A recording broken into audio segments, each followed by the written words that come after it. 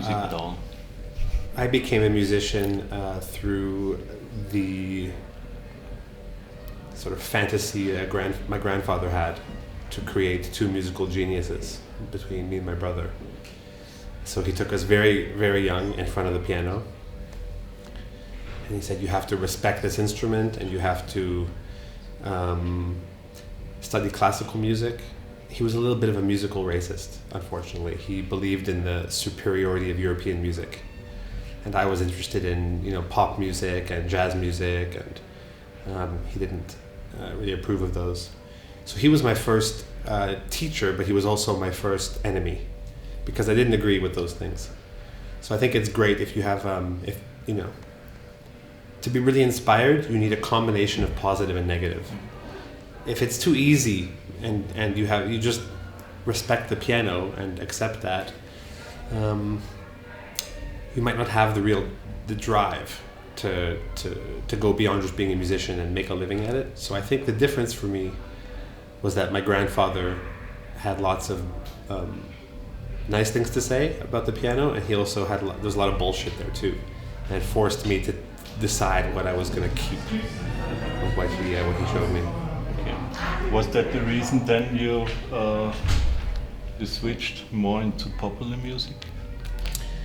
I think I switched into popular music because I instinctively went towards the idea of entertainment. I think it's because I had more fun playing in front of people than by myself, basically. Mm-hmm. Just entertaining my brother or my sister or my parents seemed always like more fun than playing by myself. And later on, when I was about 13 or 14, I was in some contests, basically musical athletics, basically classical music contests, and this very quickly, trained me for the idea of being able to deliver even when maybe you're not inspired. The first moment of professionalism, I suppose. So through all of that, I think the association for me very quick was, this is something I do for people, and also to win somehow. There's something to be won with it, other than just making a good piece of music. There's something, there's some prize, and in that moment the prize was winning the contest, and today the prize is success. Okay. How important is the proper image? Important is an image of an artist? Well, the image of the artist is more important than the music of the artist. That's the starting point. Because the image is what gets you to a state where you can pick your audience, What you wear is a way of picking the audience. Just like in a movie, the way a character is dressed and the way he looks and the way he talks will determine if you identify with him or not. And not everybody can identify with you. So just being who I am and dressing like I dress and doing the music I do, I'm selecting people to identify with me. That's what image does. I think it's safe to say if a musician's not interested in image, they should find someone who is and work with them, because it's a key person on your team. If you don't do it yourself, you should have someone else do it for sure. Mm-hmm. I think not doing it is not an option. So you change the style and image roles completely serious. You change as a human as well, or do you play with such roles? Well, anything I would say or do or use in a sort of media context it's an exaggerated version of something that I'm really feeling or really doing or really living. So the idea that after only 60 years since the end of the World War, that I can end up as a Canadian back in the dark heart of the place that made my family run away in the first place 60 years ago, is a symbol of progress. It's fundamentally a positive image to say I'm a Jewish supervillain in Berlin, because that wouldn't have been possible, even 10 or 20 years before. So that was a symbol of actual positivity. A little bit like, it's provocative, of course. It pushes some buttons, because I noticed that when I was moving to Berlin in Canada. Why are you moving to Berlin? Come on, you're a Jew. I said, that's the whole point, And what people don't realize is that, there's a kind of Jewish renaissance in Berlin, and it's actually, this is not important for a documentary, but No, it's more difficult for a Jew to be in France than it is in Germany. yeah. But that's a whole different movie, if you want, one day. Okay, the next one. So you not only write your own, do you have a special formula, or? For the actual song, the technical aspects of songwriting. Well, for me, and I think for almost everybody I ever saw create a song, nobody has one method.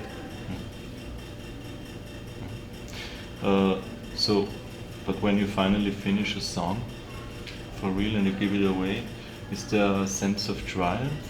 Or maybe something like a sense of emptiness?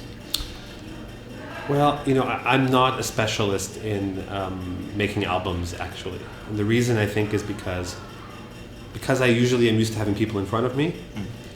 I find it so much easier to build something on stage with people in front of you. You can also fix things. You can fix mistakes easier because you have the people in front of you, and you can say, "Oops, guess I went too far. Let me earn back your respect." But with an album, it's just out there, and you have no control over how people listen to it. And so for me, it's more like being blindfolded. I just don't really know who exactly I'm doing it for. So when I produce with someone, I'm usually just finding a very specific musical role to do, and if I think too much about the existential aspects of the song, it'll fuck me up. So I usually just keep myself in a musical box, and I say, well, this is a song for Feist, or this is a song for Peaches. It's their problem, I'm just here to do my musical job. When it comes to my own songs, of course, I think the reason the piano album, solo piano, worked, for example, in my case, was because it was very close to what I really do. If I right now have to go over to that piano and make some music, that's the most basic thing I was born to do. Everything else I do on top, whether it's producing, rapping, or telling bullshit on stage, all of that is just persiflage, that is there to get people open to the point where I can go in with the music, the humor and the image, that's just like a gateway drug, That's like starting to smoke weed, But if you're gonna take heroin, that's the music. The music is the real dope. The rest is just there to attract people. It's a gateway drug. Okay. Correct.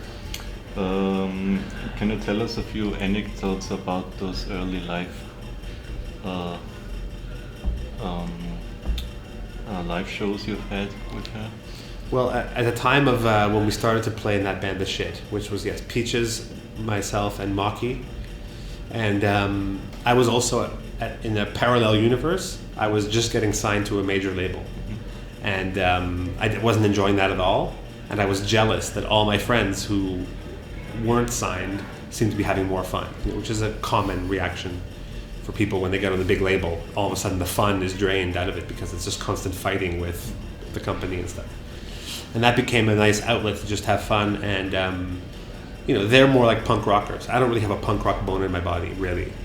But it was interesting to be in their world for 2 or 3 years. I was drumming basically in a more or less an avant-garde punk band. But I don't think it could last forever. And each of those people now is a solo artist. But we still really consult with each other a lot. And, we're still family members, but everybody grew up a little bit. The Shit was maybe more my musical adolescence. Okay. Which is where punk rock belongs, in adolescence. Everybody has to grow up, Okay. But read about that new concept? Or No, I mean, like, you might see tonight, if people are talking a lot and I'm trying to play the piano songs, it's a bit frustrating. So usually I start nicely. I mean, it's like anybody, if you wouldn't stop talking while I was trying to answer, at some point I would say, excuse me, I'm trying to finish my answer here. And then you have the choice to say, okay, what if you keep talking? What do I do? Say, excuse me again. I'm trying to answer here. We're supposed to have an interview. I'm just trying to do my job, give you the answers. You should really be quiet, actually. Would you mind? And then you keep talking. I mean, at some point I have to just say, what the fuck? Will you just shut the fuck up or not? Like, can I tell this answer or not? And that is what happens to me on stage sometimes, and it happened to me in Vienna 1 year ago, and the people wouldn't stop talking. And at that point, I just give them a choice. I try to get the people who want to talk to leave, and then they can keep talking. I'm a Canadian. I'm looking for pragmatic solutions. I just want everyone to be happy. That's it. I'll do anything. That's why sometimes I get up on top of the piano and I smash guitars. Sometimes that's what you have to do. This goes back to my grandfather. He told me respect the piano.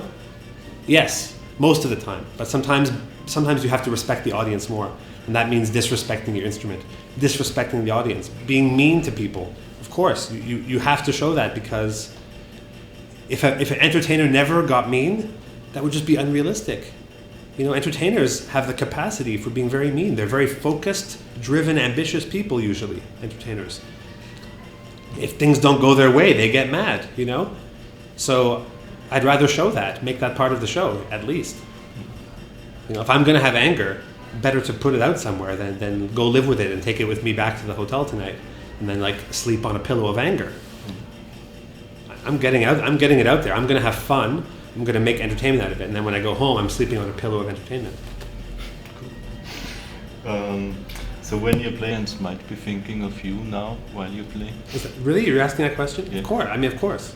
That's the definition of the definition of entertainment is someone who puts themselves in the shoes of the audience. Of course. It's the same as you want in a husband or a wife. It's somebody who really thought about it from your perspective, and then that's true empathy. And I think of those fans. I've had these fans for a long time. I want to keep them for a long time. For me, it's a long-term relationship with my fans. It's not a one-night stand.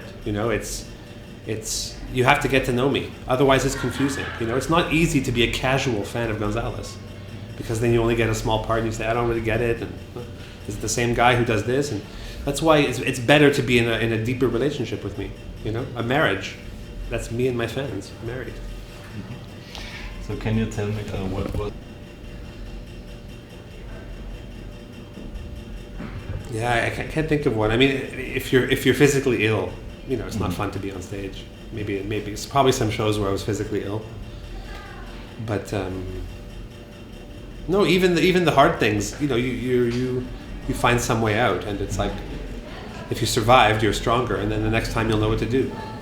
That's why I say entertainment is war, because when you prepare a show, your plan goes out the window. You can't ever have it go like you planned, and you have to adjust to the new realities on the ground. Okay, I have one last question for you.